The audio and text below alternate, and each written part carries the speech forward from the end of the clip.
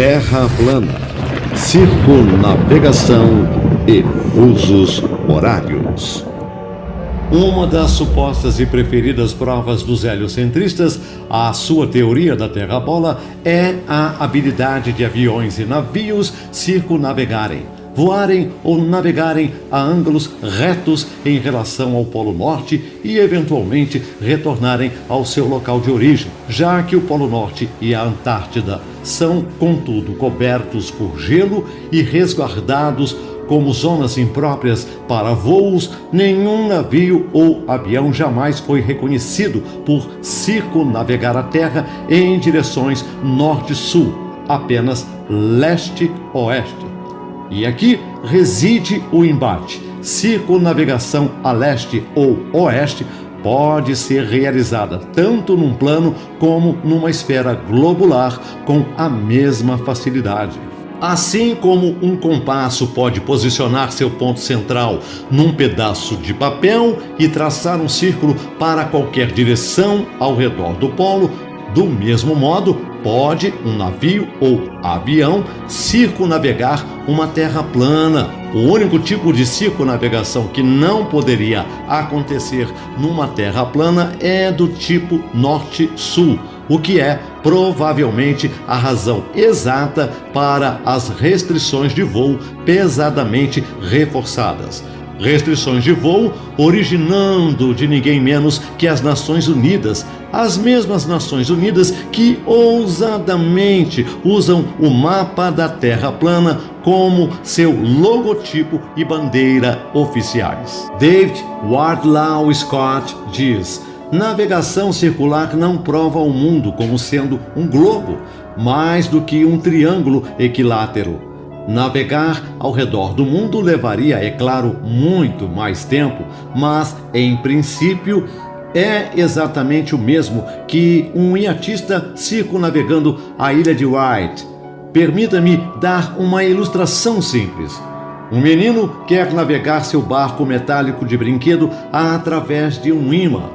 Então ele pega um recipiente no meio do qual coloca uma saboneteira ou qualquer outra coisa que ele pensa ser adequado para representar a terra, e então enche o recipiente com água para representar o mar.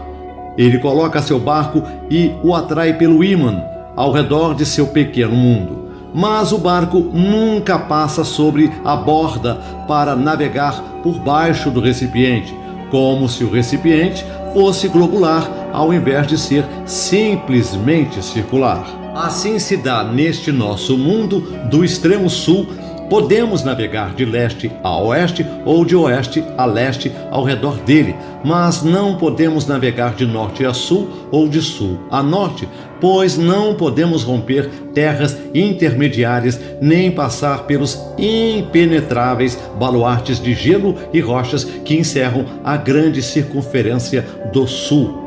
Samuel Rowbotham diz: uma ilustração muito boa da circunnavegação de um plano será observada ao se pegar uma mesa redonda e fixar um alfinete no centro para representar o polo magnético.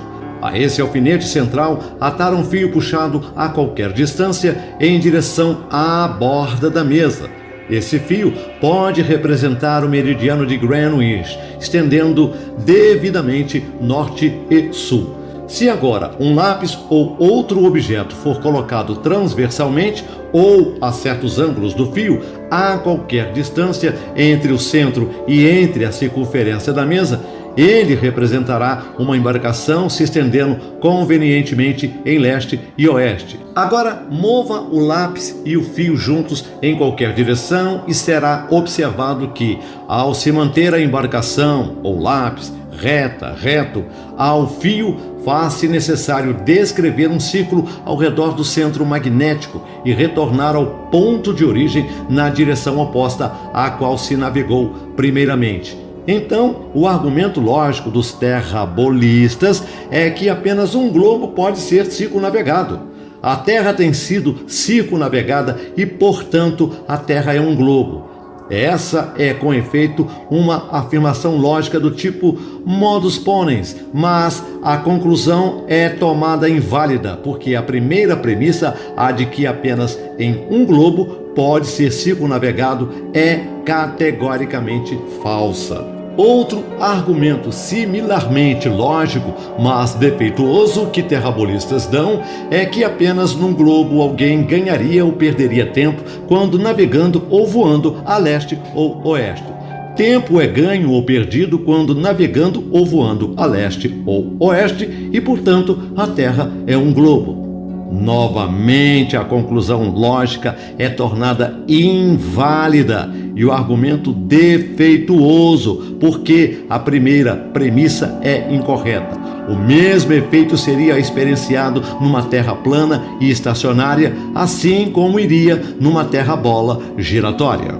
William Carpenter diz: o Sol, enquanto viaja ao redor e acima da superfície da Terra, traz o meio-dia a todos os lugares dos meridianos sucessivos que ele cruza.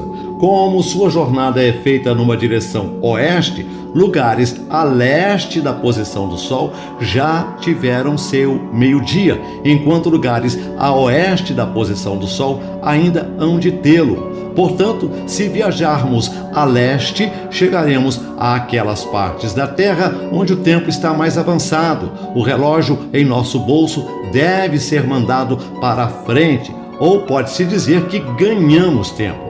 Se, por outro lado, viajarmos a oeste, chegaremos a lugares onde ainda está amanhecendo. O relógio deve ser mandado para trás e pode-se dizer que perdemos tempo. Mas, se viajarmos a leste, de modo a cruzar os 180 graus meridiano, haverá lá uma perda de um dia que neutralizará o ganho de uma circunnavegação completa.